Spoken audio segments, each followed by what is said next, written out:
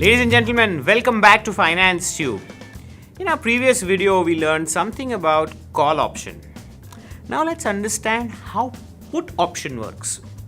Now, by definition, put option, we've seen where the buyer has the right to sell but not an obligation to sell, and the seller of the option has an obligation to buy but not the right to buy. Let's see what these guys are talking about. Hey David, how are you, Hey man, what's new? Nothing. Why didn't you come for the lecture?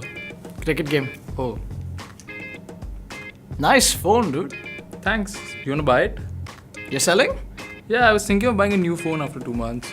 So, Sounds good. How much? see, if you go outside, the new phone comes up to like 60,000. So, I've used it for like 6 months. So, I'll give it to you for 35. 35 grand. Okay, you have a deal. Yeah, man. So can I pay you tomorrow? Wait a minute. I'll give you the phone only after 2 months. After 2 months. Why would I buy the phone now for 35? After 2 months for like 35. I'll give you 30 grand, man. But I actually need it. Okay, let's do it in this way. I'll give you 5,000 tomorrow.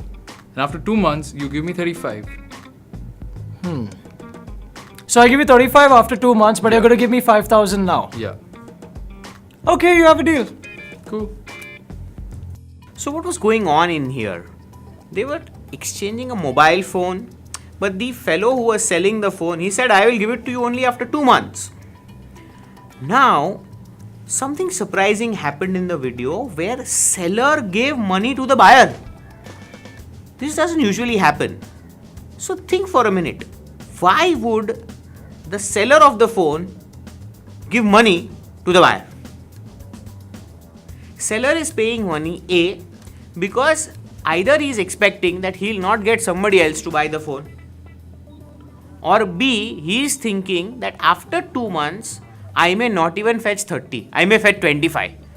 Since I'm getting a buyer today at 30, let me close it. Or C, he genuinely needs 35,000 for some reason after 2 months. But the third option seems very dicey, because if he needs 35,000 after 2 months, he can arrange it from other source as well. So here, if we go by the first two options, we realize that again a win-win situation is created, whereby the seller of the phone becomes the buyer of the put option. So now he has created a right to sell.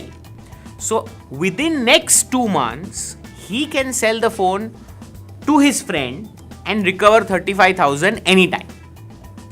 Suppose within these 2 months, if he gets a buyer who is willing to give him 36, again he'll be very happy because he'll give this phone to the new seller at 36,000, pocket 36,000. He made 1,000 rupees extra and his friend made 5,000 for doing nothing. He won't be upset even if he doesn't get the phone. He made 5,000 just for a commitment.